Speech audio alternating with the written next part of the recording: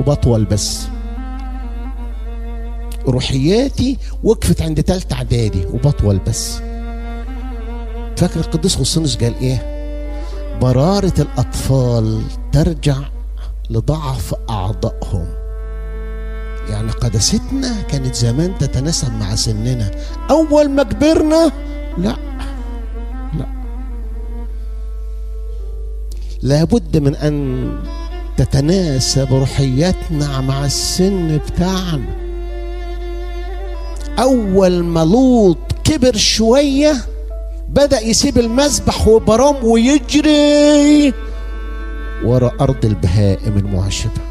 ايه ده؟ ايه يا ابونا لوط؟ ده انت كينونتك كان تعريفك السائر مع برام، كبرت، سنك كبر وسبت المذبح وسبت السكه بتاعتك الواضحه القريبه من الله عشان ارض معشبه، عشان ارض البهايم. استنى راجع نفسك يا ابن لوط. انت درست الحته اللي انت رايحها؟ درست تركك للمذبح هيعمل فيك ايه؟ ده انت سايب لنا اشكاليه رهيبه بسقوطك مع بناتك. كبر وطلع وساب المذبح وساب. عشان كده لابد ان تتناسب روحياتنا مع سننا.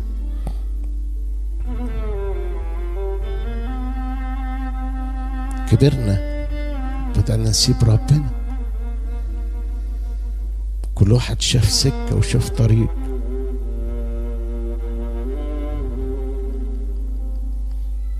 يهوذا عمل كده، بص على 30 من الفضة وما بصش على ربنا، على المسيح اللي عاش معاه أكتر من 3 سنين خدمة.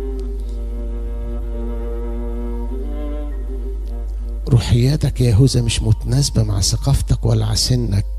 انت سبت كل ده عشان 30 من الفضة؟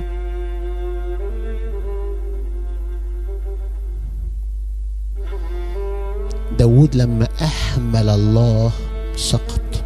خلي بالكم الخناجة والمشكلة والمعركة اللي كانت دايرة بين العامونيين في إسرائيل كانت على الله عشان ربنا. التابوت كان مخطوف والشعب كله رايح، وداود قال لا مش هروح. كده في صمويل الثاني 11 أول كلمة: وكان وقت تمام السنة عند خروج الملوك إن داود أرسل يؤاب والجيش وظل هو في أورشليم. إيه ده؟ أنت مش همك إن الله مش موجود؟ مش همك إن تابوت العهد رمز حلول الله وسطيكوا مش هنا؟ بدأت تفكر في نفسك؟ انت كبرت يا داود، انت كبرت. الأولوية لسكن الله في أورشليم. انت بتفكر ازاي؟ 5 روحياتنا لا تتناسب مع المكافأة التي تنتظرنا. كلنا عايزين السماء بس، عايزين الأبدية بس. فين روحياتنا اللي تجيب ده؟ فين الروحيات بتاعتنا اللي تجيب ده؟ خلي بالكم السيد المسيح تعب فينا قوي، عشان كده ما ينفعش نهلك. ابونا بيقرا لك التحليل، قول له سمعني بتقول ايه، بتصلي لي ايه. ايها السيد الرب يسوع المسيح كلمة الله الذي قطع كل رباطات خطايانا من قبل آلامه المخلصة المحيية. يعني وهو بيفكك اتألم. فخلي بالك من ده، خلي بالك من ده. انت رحت قلت الكلمتين بتوعتك والروح القدس موجود وبيدي تدبير وحكمة لابونا الكاهن على قدر امانتك. زي الدكتور لما تروح للدكتور وتقول له كل حاجة صح بيعرف يكتب لك عليه صح.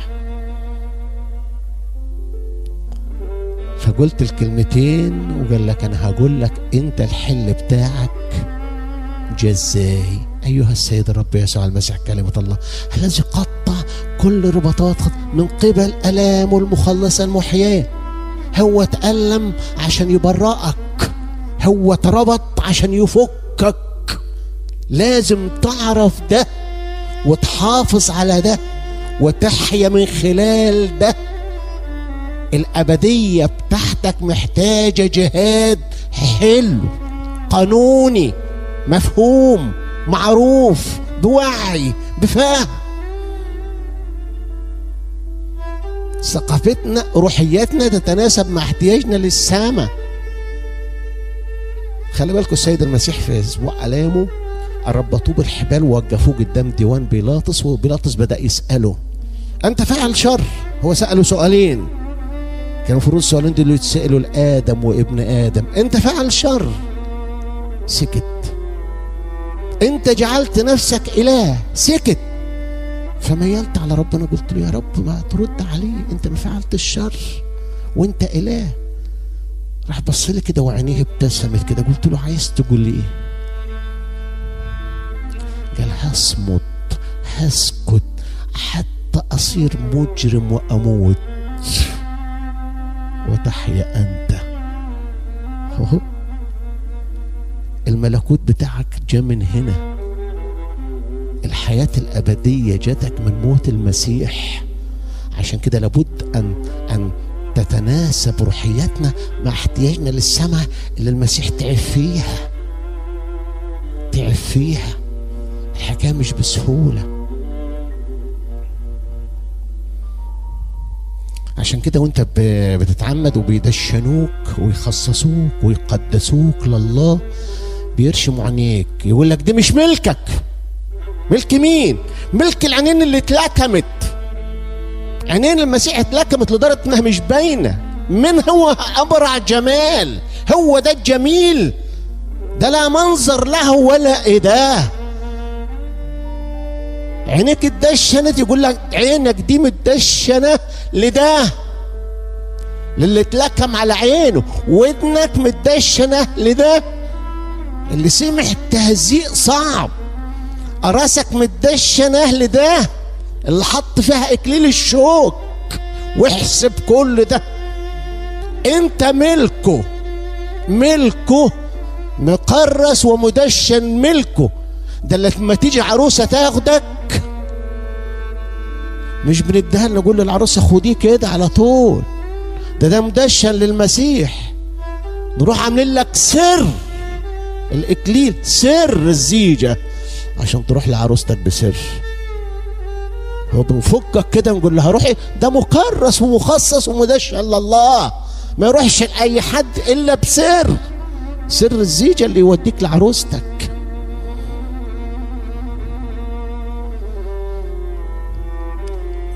روحياتنا تتناسب مع ده، مع ده، مع السماء، السماء اللي تعب فيها المسيح. 6 أعطيتكم سلطان تدوس الحياة والعقل. خلي بالكم الجملة الجديدة نوفي دي. أقوى كائن، أقوى كائن حي في البشرية المسيحي.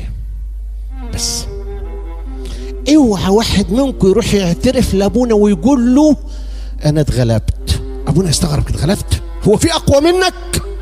هو في اقوى منك في الحياة؟ قول اتضحك عليا تمشي، لكن اتغلبت. ابونا يفضل يدور كده، ايه ده؟ اتغلب من مين؟ هو في كائن حي اقوى منك؟ هو في كائن حي اقوى منك على ظهر الارض؟ مفيش غير انت. هو الشيطان بيعمل شيطان ويتنطط، لما يلقاك انت عبيط. ده في مناطق الشيطان لا يجرؤ يعدي من ناحيتها، لا يجرؤ، لا يجرؤ، حيث سكن الله. أعطيتكم سلطان. ايه ده؟ وديته فين؟ يا شمشون وديت السلطان فين؟ وديت السلطان فين؟ يا شمشون يا قوي وديت السلطان فين؟ يا داوود يا نقي وديت السلطان فين؟ يا سليمان يا حكيم وديت السلطان فين؟